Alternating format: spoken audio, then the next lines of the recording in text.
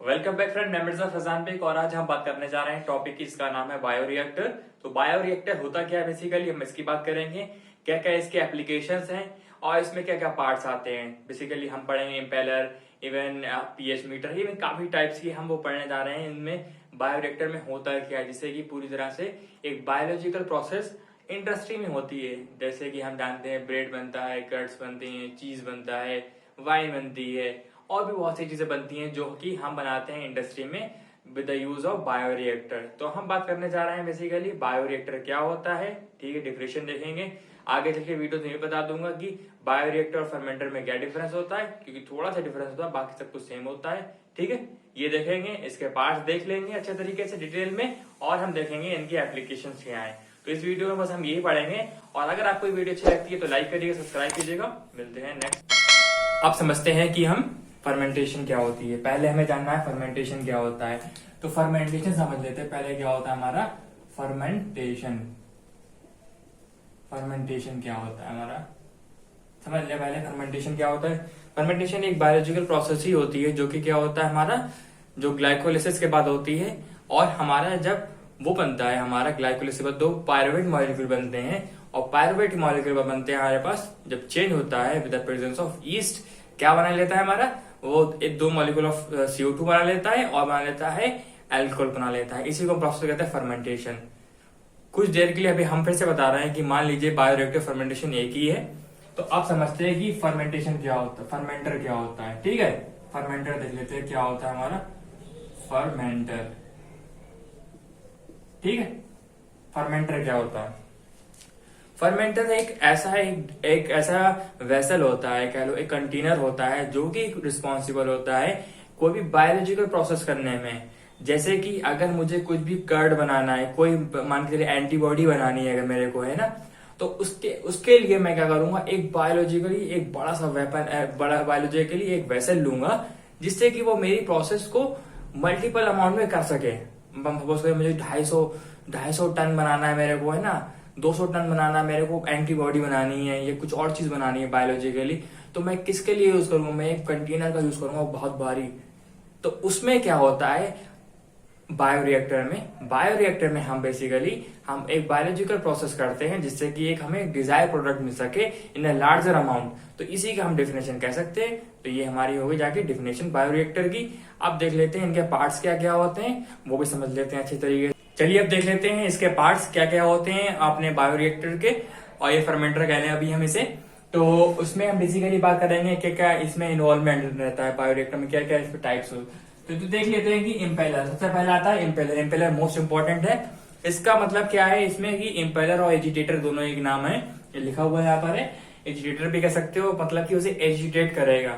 अब मान लें कि अगर मेरे पास है कोई बायोरिएक्टर, सपोज करें मेरे पास, आप मान सकते हैं एज वॉशिंग मशीन। तो वॉशिंग मशीन क्या होता है बेसिकली, वो क्या करता है, तो उसमें जो रोटेशन होता है वो किसकी वजह से होता है, मोटर की वजह से होता है। तो मोटर ही का काम करता है हमारा एक इम्पेलर।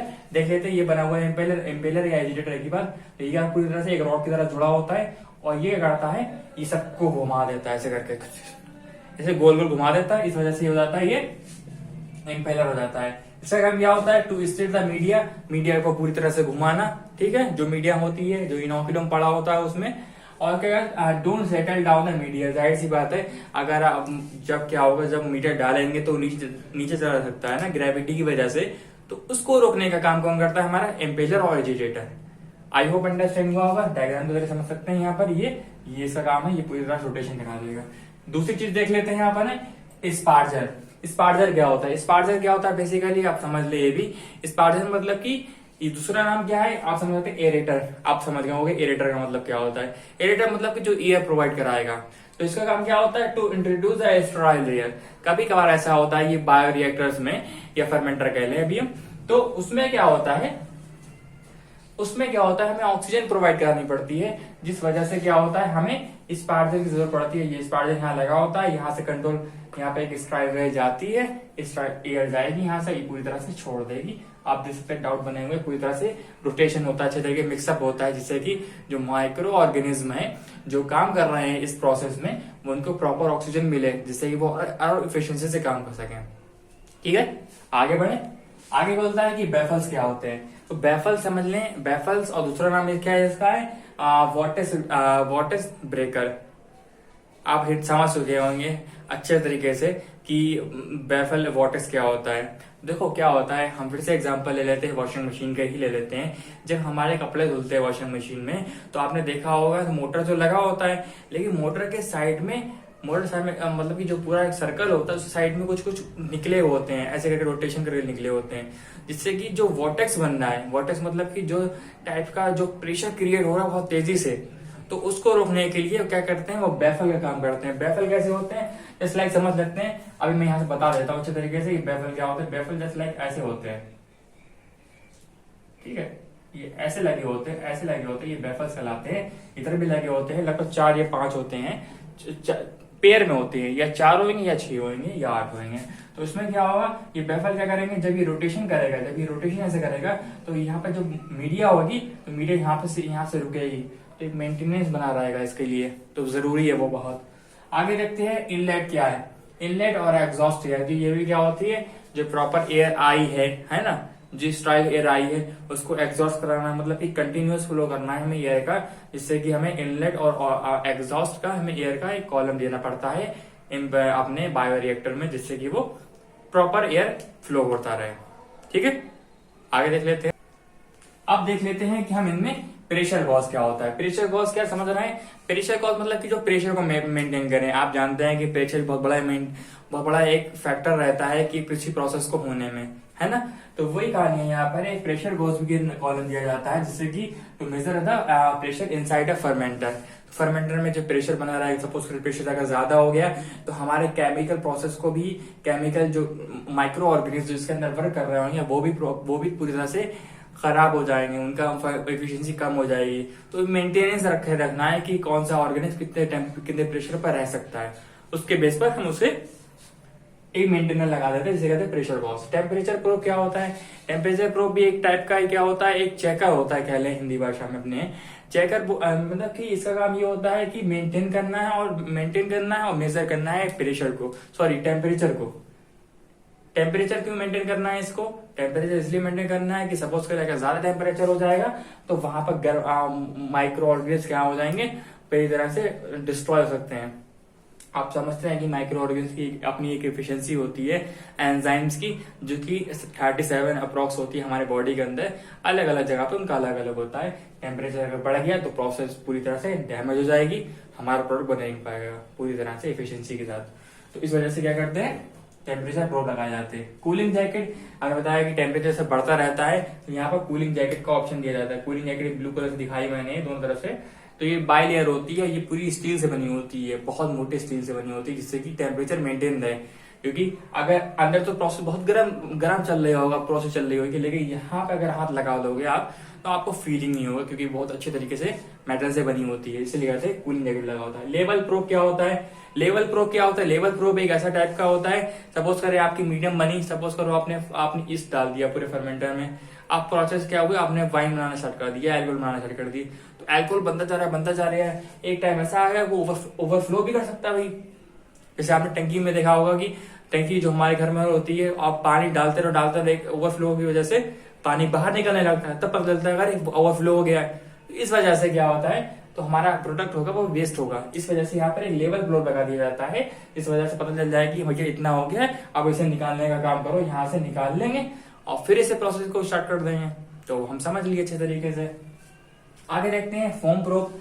आपने देखा होगा काफी बार, जैसे कि फिर से एग्जांपल ले लेते हैं, आपने देखा होगा काफी बार वॉशिंग मशीन में ही कि वो जब रोटेशन करता है तो फोम बनना स्टार्ट हो जाता है। कोई भी प्रोसेस अगर होगी उसमें कुछ ना कुछ फोम बनना स्टार्ट हो जाता है, क्योंकि केमिकल्स का यूज तो नहीं होता है, लेकिन फोम बनता ही बनता है। तो उस प्रोसेस में क्या होता है, फोम प्रोब भी लगाते हैं to detect the foam. Foam क्या करेगा, हमारे माइक्रो ऑर्गेनिज्म की ग्रोथ को और उसकी इफिशियंसी को, उसकी वर्किंग एफिशिएंसी को कम करने का काम करता है, इसलिए हमें मेंटेन करके रखना है। सैंपलिंग पॉइंट, ये भी बहुत अच्छी बात है कि सपोज करो आपने क्या करा, आप एक इंडस्ट्रियलिस्ट हो, आपने क्या करा, आपने कंपनी शुरू करी है, उसमें क्या आप अल्कोहल बनाने जा रहे हो, तो आपने एक बायोरिएक्टर क्रिएट करा, ठीक है, बायोरिएक्टर क्रिएट करा, तो उसमें आपको पता, आप सब कुछ डाल दिया, तो मान के चलो 15 मिनट बाद देखा आपने, देखोगे तो आप चेक कैसे करोगे कि पूरी तरह से कि यार ये मेरी अल्कोहल जो बनी है वो एफिशिएंसी बहुत अच्छी बनी है नहीं बनी है।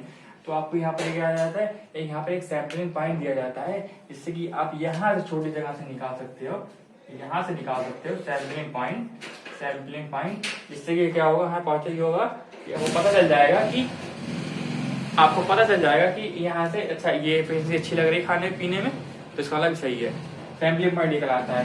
वेल्स क्या होते हैं, बेसिकली वेल्स का काम है, वेल्स का काम ये है कि ये क्या करेंगे, जो भी एयर जो प्रोड्यूस हुई, जो मैंने बताया आपको फर्मेंटेशन क्या होती है, फर्मेंटेशन में CO2 रिलीज होती है, तो वेस्टेज जो कि वेस्टेज है इस प्रोसेस के लिए वो रिलीज होती रहती है as with the help of valves. तो ये सब कुछ प्रोसेस हो गए किस तरीके से, है ना। तो अच्छे समझ लिए अब हम लोग। अब हम देख लेते हैं इसकी पूरी एप्लीकेशंस क्या है हमारे बायोरिएक्टर्स के, तो अब हम वो समझ लेते हैं। चलिए अब देख लेते हैं इसके हम बायोरिएक्टर्स के एप्लीकेशंस क्या होते हैं, तो समझ लेते हैं। पहले सबसे पहले it is use for making alcohol, beer, wine, whisky. तो ये टाइप्स के हम जानते हैं अल्कोहल्स होते हैं डिफरेंट। तो इसमें आप देख सकते हैं कि ये बनाते हैं हमारे एप्लीकेशंस में, अल्कोहल बना सकते हैं काफी ढेर अमाउंट में, ठीक है। आगे आता है bioreactor also use for making a single cell protein. आप जानते हैं सिंगल सेल प्रोटीन क्या होता है हमारा। सिंगल सेल प्रोटीन आप जानते हैं, अगर ये कंज्यूम करा जाए बेसिकली ये क्या होती है, ज्यादा एल्गीज होती हैं, तो इसका यूज करके बनाते हैं लोग, साइंटिस्ट बनाते हैं, और इनका जो प्रोडक्शन होता है वो काफी क्विंटल्स में होता है, ठीक है। तो वो किसके लिए, तो हम लोग बायोरिएक्टर का यूज करते हैं, सिंपल बात है ये। It is use for making the in antibiotic आप जानते हैं, जैसे कि आपने सुना होगा उसके बारे में, आप जो पेनिसिलिन जो प्रोडक्शन जो हुआ था, जो कि एक एंटीबायोटिक है। एंटीबायोटिक क्या करेगी, बेसिकली वो बैक्टीरिया की ग्रोथ को रोकेगी, और आप जानते हैं तो अच्छी तरीके से। और कमेंट में आप मुझे बताइए क्या ये सबसे पहले डिस्कवर किसने करी थी, ठीक है। तो ये आप मुझे कमेंट में लिख सकते हैं। आगे देखते हैं bioreactor also use for making the minerals, vitamin, syrups.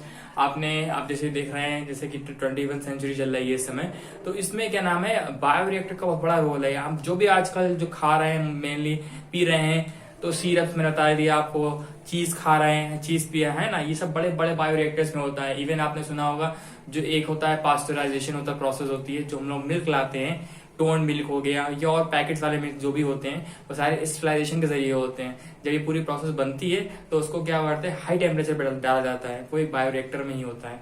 तो उसमें भी बहुत अच्छा इंपॉर्टेंट रोल है वहां पर बायोरिएक्टर्स का, to sterile the bacteria in a milk. तो आप कुछ एग्जाम्पल और देख लेते हैं कि जे प्रोपेनियम बैक्टीरियम, तो मैंने इसके जीनस में लिखा हुआ है, शारमनाई और होता है, आप लिख सकते हैं। ये क्या करता है, CO2 और प्रोपेनिक बनाता है, ऐसे बनाता है। ये बेसिकली क्या होता है, ये होता है एक टाइप का ये चीज होता है, ठीक है। ये चीज बनाता है जो कि इंपॉर्टेंट रहता है, और इसमें बहुत ही मशहूर टाइप का ये चीज है, इसमें होल ज्यादा होती है क्योंकि इसमें CO2 निकलता है। आगे देखते हैं एस्परजिलस क्या करता है, ये लैक्टोबैसिलस क्या करता है, ये लैक्टिक एसिड बनाता है, जो भी हम लोग जो घर में दही बनता है वो लैक्टिक एसिड की वजह से बनता है, आप जानते ही होंगे। तो वहां पर भी क्या नाम, बड़े स्केल बनाना है तो बायोरिएक्टर का यूज करना पड़ता है। ये सैकरोमाइसिस, ये भी ये बात इंपॉर्टेंट है। अल्कोहल जो बनाते हैं हम लोग किससे बनाते हैं, इससे बैक्टीरिया के जरिए बनाते हैं, सॉरी ईस्ट की वजह से बनाते हैं। ये क्या हमारा एस्कोमाइसिटिस मेंबर है, जो कि बायोरिएक्टर के जरिए बनाते हैं हम लोग काफी लार्ज अमाउंट में। एसिटिक एसिड भी बहुत बड़ा इंपॉर्टेंट रोल है। ये भी क्या होता है, एसिटिक एसिड बेसिकली जानते होंगे, विनेगर जो बनता है वो भी क्या होता है, थोड़ा डाइल्यूटेड अमाउंट में क्या होता है, हमारा एसिटिक एसिड ही होता है। तो इसमें जब लार्ज अमाउंट बनाते हैं तो हम बायोरिएक्टर का यूज करते हैं, ठीक है। आई होप लेक्चर अच्छा लगा होगा, समझ में आया होगा। और अगर आपको कोई भी डाउट है तो आप कमेंट सेक्शन में भेज सकते हैं, तो मैं उसी रीड करके आपको आंसर दे दूंगा जल्दी से जल्दी। और अगर आपको वीडियो अच्छी लगती है तो लाइक करिएगा, सब्सक्राइब कीजिएगा। मिलते हैं नेक्स्ट वीडियो में।